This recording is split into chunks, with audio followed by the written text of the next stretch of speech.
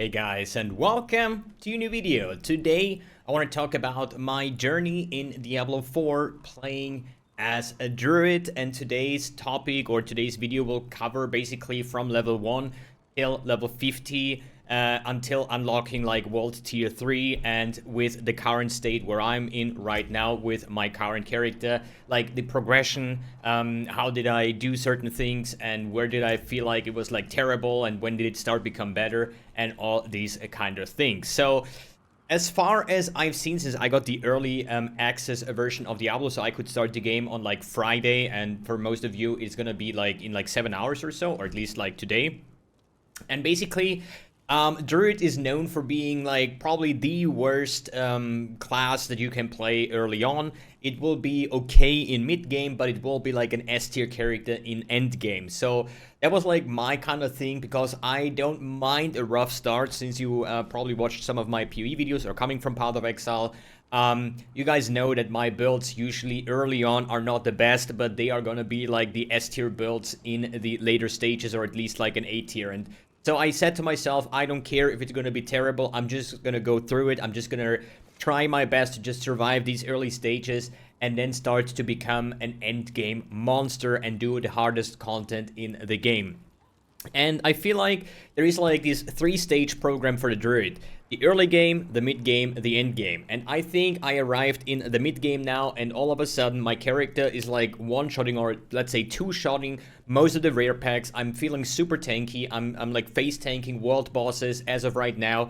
And from this point on, it's gonna be even better and better and better in the upcoming days once we push into world tier 4 and the nightmare dungeons and all these kind of things. So the question is, how did I get here?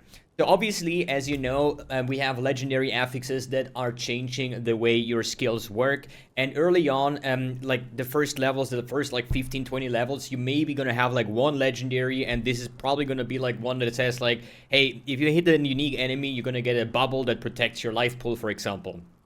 None of them will actually be available to you early on, like these skill enhancing things. So it's not really a question on like, hey, I really want to play Werebear Druid with Pulverize, or I really want to play the Rabies Werewolf and Poison Spread build. It's more like, what legendaries you're gonna find, and this is the way you're gonna level, okay? So the original idea was for me to play a Pulverized Druid, but I really wanted to try out Tornado, for example. So first of all, there were 3 builds that caught my attention on the Druid. The first one was basically, if we open up the skill tree over here, the first one was, for example, here, go up here, Pulverize, or the Tornado build, or the Rabies build. Rabies is over here. So these are the 3 builds that caught my attention. As I said, one is a Werebear form, the other one is a Spellcaster with Tornado, and the third one is a Poison Spreading Werewolf build. And those were the 3 builds that I was interested in, but the question was, which legendary will I find to enable certain builds? And early on, I was actually playing the Pulverized Druid, but it feels very, very bad just because you have a lack, or a big lack of like spirit generation. So you end up doing like auto attacks like 4 or 5 times. You get one big Pulverize, and then you do 0 DPS afterwards until you have your next Pulverize, right? And the thing is, like, the further you go with the Druid, the better everything will get. Once you unlock your Spirit Boons, I think you can do this at level 15. This is something I definitely recommend you to do. You're gonna have passive perks where you can actually have a chance to reset your cooldowns or gain additional spirit and stuff like that. Or I think it was even like down there, the Earth and Might talent tree. There was like a skill where you have a chance to completely restore all of your spirit with Earth and Might. So there's a lot of things that will make the Druid way, way better and way smoother to play later on once you have your skill tree points, once you have your Paragon system. There's a lot of perks over here with like spirit cost reduction, legendaries that will just make the gameplay a lot smoother. But none of them will be accessible early on, so that's why it sucks so bad. So basically, I was starting out as the Pulverized Druid, but at some point, the first usable legendary was the Shred legendary. I don't know if I still have it somewhere on my stash, maybe on the aspect, so I can just show you what it does. I think it was like when there is an enemy poisoned and you dash forward with Shred, you're gonna deal a certain amount of damage based on the poison on the target or something like that.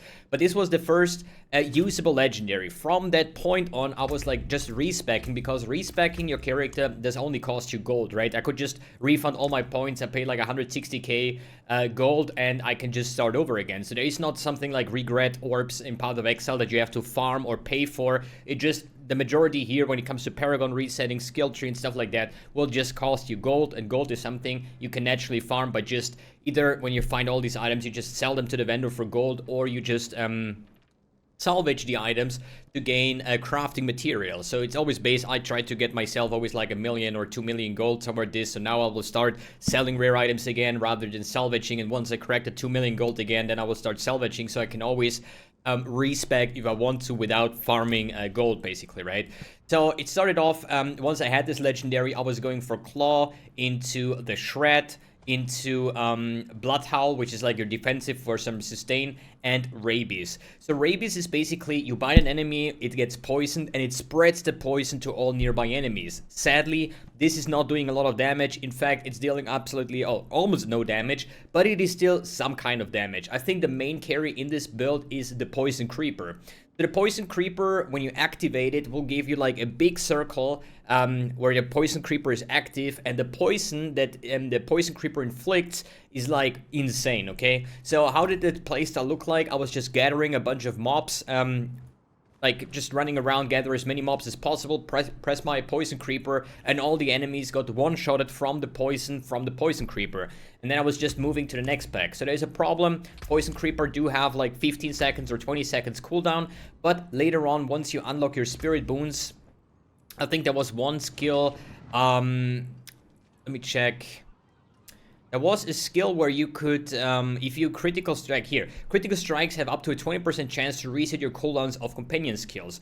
So with Poison, Rabies, Poison Creeper kind of playstyle, you're going crit and crit damage based on your passive skills over here, where it says like poison enemies are slowed, poison enemies take additional critical strike damage, poison enemies, or at least your critical strikes will also inflict a kind of poison, and this is like an ongoing process. So you have a lot of critical strike damage, and this will reset your Poison Creeper, and the Poison Creeper will then like poison all the enemies around you, and it was like really, really good, right?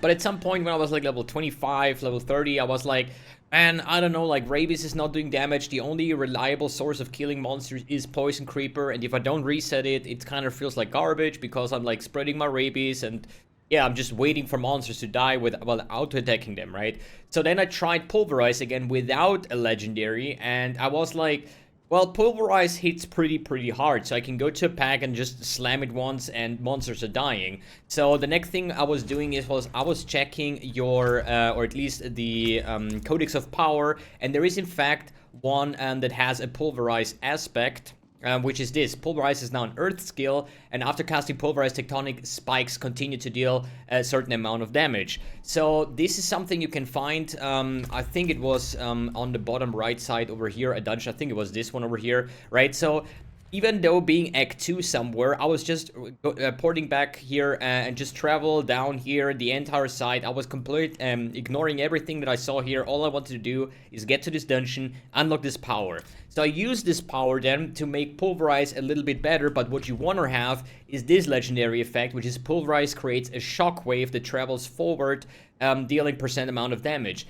This is the one that carries you hard, but the problem is this legendary power is not a Codex of Power one, so not every single legendary power that you're gonna find on gear can be unlocked with the Codex, and on top of that, the Codex aspects here are also powers that you can find on legendaries, but they have roles, right? So for example, let's say, just as an example, here this one rolls 120 to 200. If it would be an aspect from a dungeon, it would always be the minimum roll. So the aspect of the dungeon would be 120. Same for every other legendary. So to get your build going, you want to use the Codex of Power and roll these legendary affixes on your gear so they are available to your character. But they're still going to be always the minimum roll. So in order to upgrade them, you will need to find that certain legendary with a better roll, then extract the legendary power and craft this on a rare item or in another, or like replace the current legendary with a new power. So this is something you can also do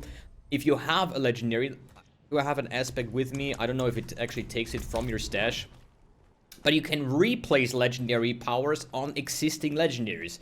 This is something I didn't know before as well, so you can put in here your legendary that has the pulverize. I could use another aspect over here or Codex of Power and it will replace the legendary power. So this is also something you can do. And once you start to unlock this, you're gonna feel the big difference. So then at some point, I finally, it was like level 40 or something, I finally found a Tornado one. So the one that you really want to have is Tornado seeks out enemies. Problem with Tornado is if you don't have a legendary power, you summon your thing, it just travels around, it maybe hits an enemy, maybe it doesn't hit an enemy, but it just feels super weak. But at some point, you're gonna find your legendary. I'm pretty sure I have one somewhere, maybe on my legendary aspects over here. Let me quickly see. Oh, blah, blah, blah, blah, blah. Where is it? Earth skill, slow. Tornado will seek up to 3 enemies. So if you craft this on a two-handed weapon, the power will be increased by 100%. So if you craft this on a weapon, it will seek out up to 6 enemies, right? So I finally got that, and then I said like, hey, I tried out my Rabies build, and I feel like I only kill with poison. I tried out the Pulverize Druid, but I did not have the Shockwave aspect, so it was still okay, but it wasn't anything special. Now I can finally try out the Tornado one. I spec'd into Tornado, and it was by far the worst thing I've ever experienced. I was squishy as hell, I did do absolutely 0 damage, but this could be because of the nature of me playing a melee kind of character, so I'm stacking armor, I'm stacking damage reduction, and I don't really have any good point of caster stats, as well as these endgame builds are always like a complete synergy of all your items that you have. For example, for Pulverize.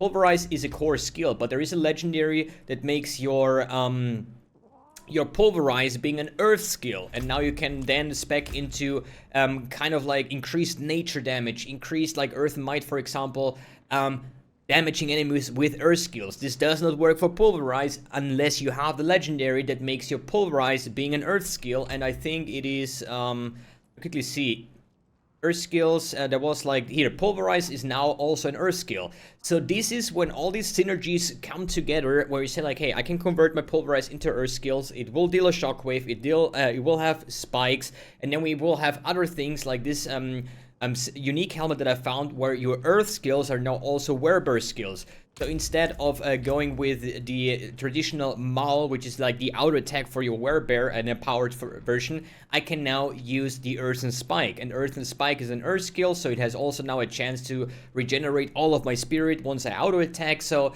as you see, the more items, the more legendaries you pick up, the more powers you're gonna have on your character with this entire synergy, the way better playstyle you're gonna have and the way stronger your character is. But snapping back to the early stages, I did have maybe 1 power or 2 powers available to my character, but in the end of the day, still Pulverize was the clear winner even after nerfs. And the reason for that is, I think the Werewolf Druid was okay to play. It had actually better clear than the Pulverize without Legendary because of the AoE coverage that Poison Creeper has. So it's always nice to just run in, gather all the monsters, Poison Creeper, one-shot them, and move on to the next pack, since Poison can also stack. Next in the list was Pulverize, and the absolute worst for me, based on my experience, was Tornado. So at the end of the day, I didn't really find a lot of like Tornado synergy items for my character, and that's probably the reason why I had such a bad experience trying that skill out. But hey, if you're more lucky, if you find better combinations of items that you can use, as I said, the more items that you can synergy, or at least build together to have a synergy for a certain skill, even if it's like a tornado or lightning storm or whatever, I think like just play whatever the game drops for you, okay? And the longer you play, the more legendaries you're gonna find, and then you have the option to choose which kind of build you wanna go. So, and in the end of the day, once I was done with like the campaign and I was done with like doing the majority of the early game stuff, I hit level 50. I was doing the end boss, and I think my pulverize at this point was critting for about, I would say 3 to 4k, okay? Then unlocking world tier 4 and the boss fight of these Lights Chapel or whatever on Veteran 2, I think it took like 3 or 4 minutes. It was really that bad. It was also that bad that the clearing aspect, the AoE was fine, but at some point I felt like, hey, every time I see a boss spawning that has a bigger health bar with like this percentage-wise like bosses, right? I didn't want to do these bosses because I knew exactly up front my character has low single target, so these fights gonna take 3, 4, 5 minutes, and it was just very annoying to do. The Werebear does still have a lot of tankiness with a lot of fortify, live regen, a lot of armor and damage reduction overall from being in the Werebear with Grizzly Rage and stuff like that. So it wasn't a problem of staying alive, it was just like I'm hammering down on this boss, and sometimes I need to like look, did the HP bar even move, right? But after setting the world tier to 3 and then starting to do my first Hell Tides, doing some world bosses and just doing some end game content, I found a lot of legendaries like this helmet that now says my earth skills are Werebear skills, so I could use my earth spike afterwards, right? I have a lot of like stuff where I slow things. I'm having like a lot of like legendaries that now synergizes with my build with a spirit cost reduction or refunding spirit, and I felt like, hey, now I can just run around. In most cases I can just hammer down my pulverize and I'm just critting non-stop. As I said, on the end boss it was about like 3 or 4k crits. Now I'm dealing about like 20-30k crits. So let's get, I'm gonna give you guys like a little demonstration of how the build looks like right now, being level 55.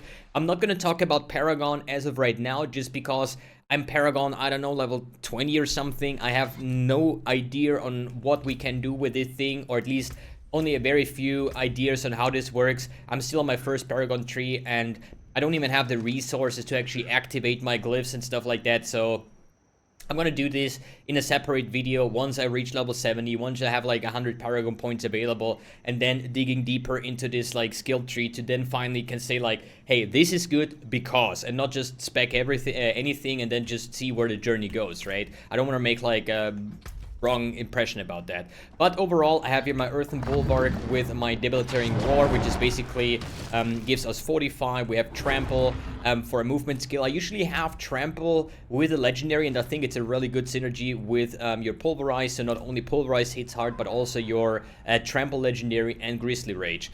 And up to this point, you know, I just like stack up a bunch of monsters, and usually I just one-shot them, whatever, and I really feel super powerful with my current form. As I said, I'm like super tanky. I never have to worry about anything. I can face tank world bosses. I'm just traveling around on my mount, searching for uniques, or at least for rare packs, so I would probably do that right now.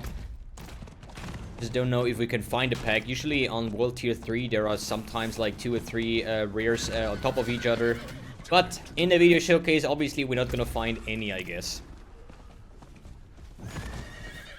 Maybe find any. Hello? Yeah, let's go into this cellar here. There's usually a couple of rare packs, so you see how that looks like.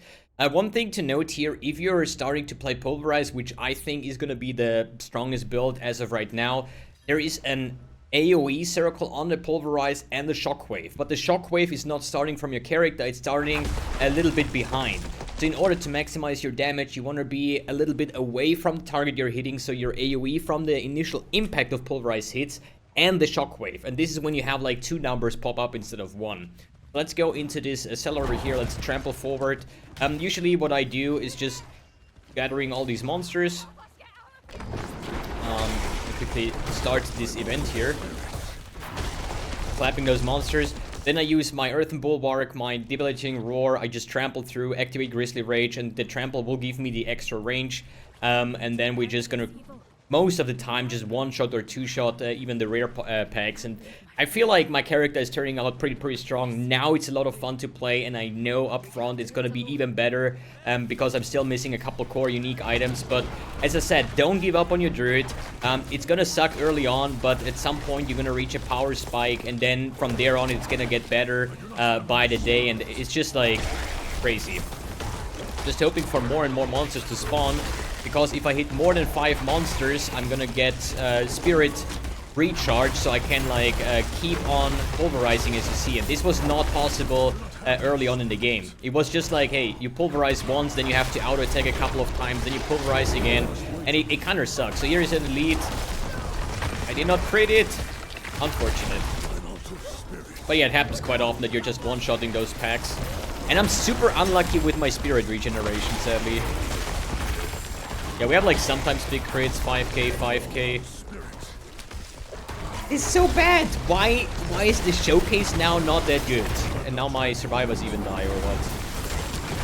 See, that was a double pulverize. The first hit actually take away like 80% of the life. My stats on my gear are not optimized whatsoever. This is something you would do, I would assume, in the later stages of the game, where you're really, you're not upgrading your items frequently. So I'm not really caring about, oh, here on this item I have 2 ranks of Shred. Am I using Shred? No, it should be a +2 Pulverize, for example. So I'm not worried too much about my item rolls, because I know, hey, in World Tier 4 there will be Ancestral item, and once we get to the Ancestral items, and we just got a Sacred Ring here, and once we have Sacred items, Ancestral items, I know these will be a lot better than my sacred ones or the other, and this is when I want to start looking to get the perfect stats on my gear. At the moment, with like leveling and getting like higher items, you just naturally gain an increase of power, and you definitely feel it. Like I said, in the last 5 level, I just quadrupled my damage with getting a little bit of like Pantheon powers and just like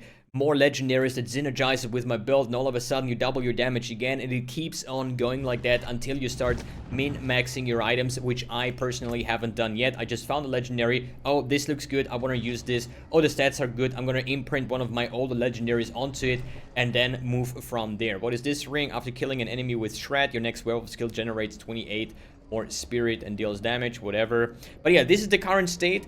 What have I been doing after unlocking World Tier 3? I was doing a couple of Hell Tides, I was doing a couple of endgame bosses, and now currently I'm on the exploring tour. So at the moment I'm going into every zone. I unlocked every so far every waypoint, every strong box, and all the exploration. So as you see, my map is fully uncovered. I have all my waypoints, I've unlocked all the strong boxes. So today I'm gonna go for the Lilith grind. I only done this on Act 1. As you see, Act 2, no Lilith shrines whatsoever. So I'm gonna spend like 5-6 hours on my mount, just running around, collecting all the Lilith shrines, getting the additional skill points, getting the additional Paragon points, and unlocking more base stats to activate more of my Paragon points, and then move on from there. And I think once I've done that, then I will start doing Nightmare Sigil dungeons. I haven't done one of them yet, but I know you can even craft them and find them. And then I'm going to try getting myself into like the level 60, maybe 65 range. And probably on level 60, I'm going to try out the new Capstone dungeon to unlock World Tier 4. I don't know how hard is it. I feel right now that my character is super powerful, but this is me being level 55 with good gear against 55, 56 monsters. I don't know how that would look like if I would just jump ahead and would go into the Capstone dungeon that I currently... Oh, here it is. Because this is level 70, that means monsters are like 15 levels ahead from me. I'm probably just gonna try it YOLO, because if I cannot do it, I just keep on farming. But if I could do it, and I can unlock World Tier 4, it would still be better. Because it's always like... you start out very bad, and then you upgrade your gear, your character's gonna be stronger. You go into the next difficulty, and all of a sudden your character sucks again. You're gonna get one-shotted, you deal no damage, until you find more and better items from that difficulty, and then you build up your character again. And this is the same swap on World Tier 4. So you go World Tier 4, it's the hardest difficulty, monsters are way above you, you're gonna die, you're gonna have no damage. But if you still grind it out and just be able to farm some form of content, you're gonna get those ancestral items, and day after day after day, your character will be stronger and stronger and stronger, and you're building up this power spike. And then you can farm the hardest dungeons in the game as of right now. I hope this guide, or at least this video, gave you like halfway an understanding on how I managed to do things. And basically, I would rate that the Pulverized Druid is still by far the strongest build. I think I had more fun on the Werewolf build. But the Werewolf build is just a lot more squishy than the Werebear, and the Caster, I cannot really talk about anything. I found the Legendary, I tried it out, it was absolutely bad, so I didn't really spending too much time on me, like half an hour, and then I respec back to my Pulverized Druid and started to one-shot monsters again. Alright guys, I'm gonna keep you guys updated in the upcoming days. Once maybe I unlocked the World Tier 4, maybe I can show you how I've done the Capstone Dungeon, and I'm gonna go from there. Alright guys, thanks for tuning in, thanks for watching, and see you in the next video.